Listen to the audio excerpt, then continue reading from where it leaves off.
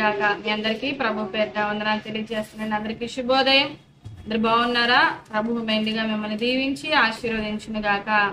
ఆమేన్. అనుదినం అనే కార్యక్రమానికి ప్రేమపూర్వకంగా మిమ్మల్ని ఆహ్వానిస్తానండి. పరిశుద్ధ గ్రంథంలోని లేఖన భాగాన్ని మనం ధ్యానం చేసుకుందాం. ఆది కాండం 21వ అధ్యాయం 22వ వచనంలో మధ్య భాగంలో మనం చదువుకున్నట్లయితే, నీవు చేయు పనులన్నిటిలోనూ దేవుడు నీకు తోడై ఉన్నాడు. హల్లెలూయా. ప్రతి ఉదయం కూడా ప్రతి ఒక్కరు కూడా ఏదో ఒక పనులు చేసుకుంటూ ఉంటారు కదండి. మరి కష్టపడు 6 దినాలు కష్టపడాలి, 7వ దినాన పునరుద్ధాన దినమందు ఆయన సన్నిధానికి వచ్చి ఆయన్ని స్తుతించాలని, ఆయన ఘనపరచాలని దేవుని ఆజ్ఞ కూడా ఉంది కదా. మరి 6 దినాలు కూడా మానవుడు కష్టపడి పని చేసుకొని వచ్చినటువంటి ప్రతిఫలంతో తన కుటుంబం పోషించబడ్డం దేవుని యొక్క చిత్తమై ఉన్నది. అయితే ఒక్కొక్కరు ఒక్కొక్క పనుల్లో ముందుకు వెళ్తూ ఉంటారు. ఆ పనులన్నిటిలో కూడా దేవుడు మనకి తోడుగా ఉంటే ప్రతి పనిలో కూడా మనం అభివృద్ధిని, ఆశీర్వాదాన్ని మనం చూడగలుగుతాం, సమాధానాన్ని, నెమ్మదిని చూడగలుగుతామండి. చూడండి, ఆశీర్వాదం, అభివృద్ధి అంటే కేవలం ఒక ధనం విషయంలో అభివృద్ధి చెందడమే కాదు, కానీ కొంతమందికి ధనం ఉన్నా సమాధానం లేనటువంటి పరిస్థితి.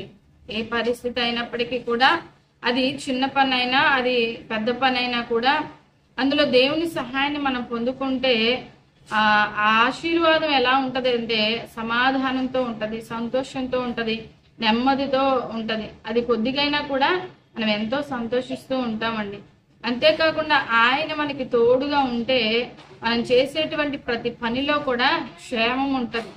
నిజంగా కొంతమంది బిడ్డలు చెప్తూ ఉంటారు, వారి యజమానులు ఎలాంటి కష్టతరమైనటువంటి పనులు చేస్తూ ఉన్నారు, మరి నిజంగా దేవుడే ఆయన కాపాడుతూ ఉన్నారు, భద్రపరుస్తున్నారని మరి సాక్ష్యం చెప్పి దేవుని మహింపరుస్తూ ఉంటారండి. నిజమే, ప్రతి ఉదయం కూడా మేము ప్రార్థన చేస్తాం సేవకులంగా. అయ్యా, మరి నీ బిడ్డలు ఎంతో మంది పనులకు వెళ్తూ ఉంటారు, వాళ్ళందరికీ నువ్వు తోడుగా ఉండు, క్షేమాన్ని దయచే, వారు చేసేటువంటి పనులన్నిటిలో కూడా మీ తోడును అందించి చక్కటి జ్ఞానాన్ని, వివేకాన్ని ఇచ్చి అభివృద్ధిని దయచేయండి అయ్యా అని ప్రార్థన చేస్తూ ఉంటామండి. నిజంగా నా మట్టుకి నాకు అలాగా ప్రతి ఒక్కరి విషయంలో ప్రతి ఉదయం కూడా దేవుని హస్తాలకి అప్పగించాలన్న ఆశ అప్పగిస్తూ ఉంటాను. ఎందుకోసమంటే దేవుని తోడు, కాపుదల మనకి కావాలండి. ఎన్నో ప్రమాదాలు జరుగుతూ ఉంటాయి, ఎన్నో పరిస్థితులు. వాటన్నిటిలో మనం క్షేమంగా ఉండాలంటే దేవుడు మనకి తోడుగా ఉండాలి.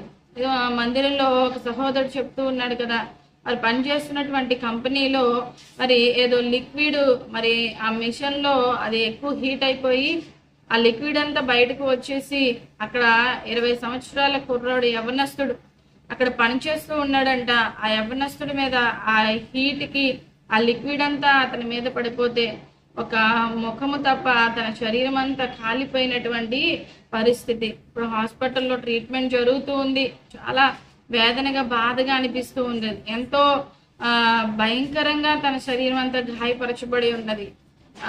ఇలాంటి పరిస్థితులు, సంఘటనలు వింటూ ఉన్నప్పుడు మనం ఎంతైనా కూడా ఆయన తోడును పొందుకునే వారంగా, ఆయన సహాయాన్ని అడిగే వారంగా మనం ఉండాలండి.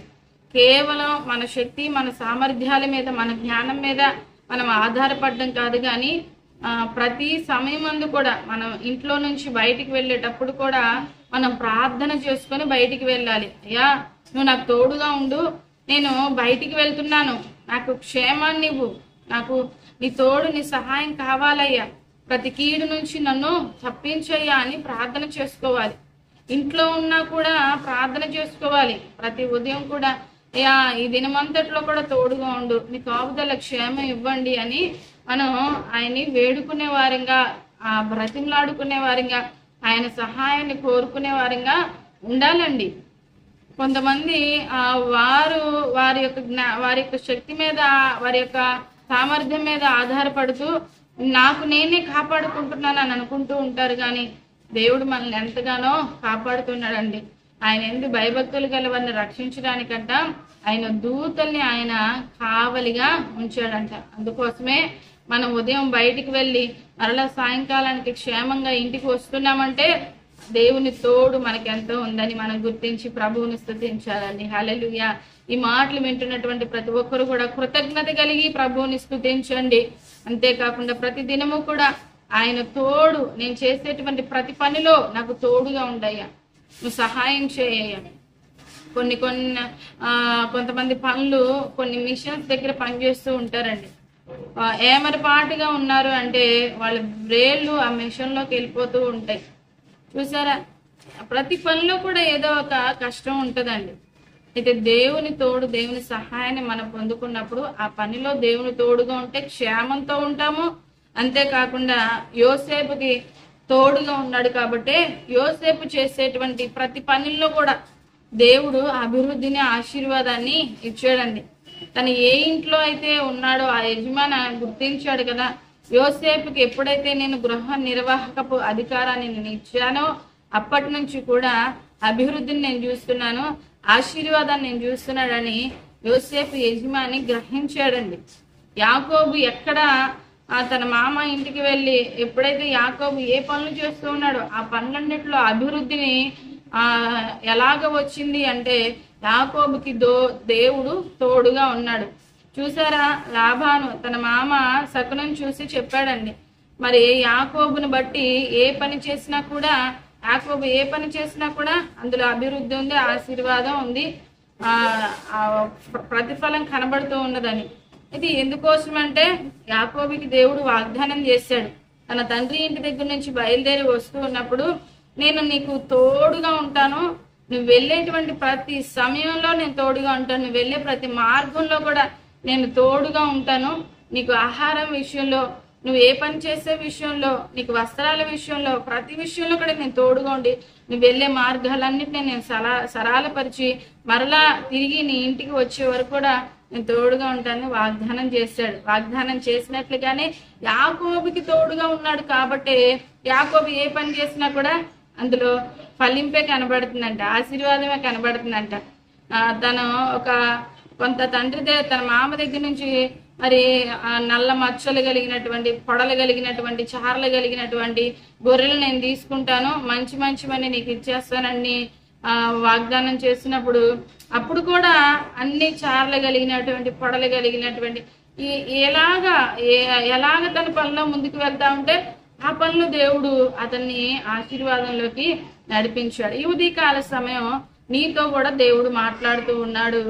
ఆయన నువ్వు చేసేటువంటి ప్రతి పనిలో కూడా తోడుగా ఉంటానంటున్నాడు. అయితే నువ్వు చేయవలసినటువంటి పని ఏంటంటే భయభక్తులు కలిగి దీనులై, సమస్తము నాదేమీ లేదయ్యా, అంతా నీ హస్తాలకు అప్పగిస్తున్నాను, నీవే నన్ను నడిపించు అని ఆయన హస్తాలకు అప్పగించుకొని ఆయన మీద ఆధారపడే వారంగా ఉండాలి, ఆయన్ని ఘనపరిచే వారంగా మనం ఉండాలి. అప్పుడు ఖచ్చితంగా యాకోబుకి, యోసేపుకి తోడుగా ఉండి వారు చేసేటువంటి పనులన్నిటిలో కూడా క్షేమాన్ని ఎలాగ ఇచ్చాడో చూడండి. నువ్వు చేయి పనులన్నిటిలోనూ నీకు తోడుగా ఉంటాను.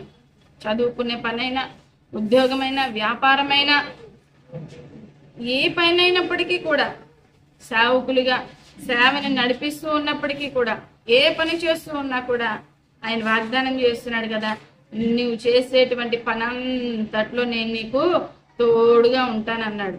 మరి శిష్యుడికి వాగ్దానం చేశాడు కదా, ఇప్పుడు వరకు నువ్వు చేపల్ని పట్టావేమో, ఇక నుంచి నువ్వు మనుషుల్ని పట్టేటువంటి జాలర్లుగా నేను నిన్ను చేస్తానన్నాడండి. హల్లెలూయా. ఏ పని చేసినప్పటికీ కూడా ఆ పనిలో దేవుడు తోడుగా ఉంటానంటున్నాడు. నమ్మి విశ్వాసం ఉంచి భయభక్తులు కలిగి యథార్థంగా భక్తిపరులుగా జీవించండి.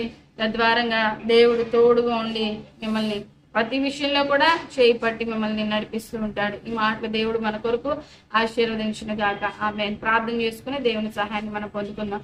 పరిశుద్ధుడా, ప్రేమ గల తండ్రి, వందనాలు, స్తోత్రాలు ప్రభా. మరి నువ్వు అక్కడ అబ్రహాముతో ద్వారా నువ్వు మాట్లాడుతున్నావు తండ్రి. నువ్వు చేసేటువంటి ప్రతి పనిలో కూడా నేను నీకు తోడుగా ఉంటానంటున్నావు. నిజమే నాయన. మేము భయభక్తులు కలిగి జీవించినప్పుడు మేము చేసే ప్రతి పనిలో తోడుగా ఉండి క్షేమాన్ని ఇస్తారు, అభివృద్ధిని, ఆశీర్వాదాన్ని కూడా ఇస్తారు. కాబట్టి మీ తోడు మేము కోరుకుంటూ నీ కృపలో వర్ధిల్లడానికి కృప చూపమని యేసు నామములో ప్రార్థించి వేడుకుంటున్నాము తండ్రి. Amen. Praise the Lord. God bless you all.